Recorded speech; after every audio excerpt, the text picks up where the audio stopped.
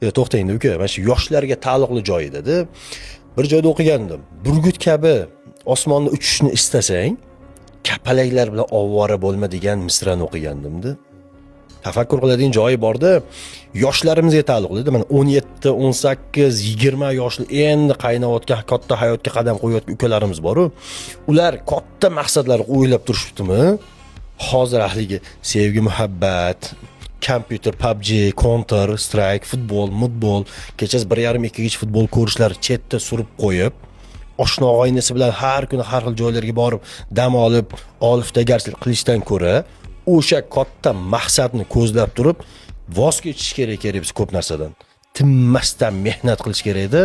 O'sha burgutga o'xshab osmonda keng uchib yurish kerak edi. Ya'ni nima demoqchiman?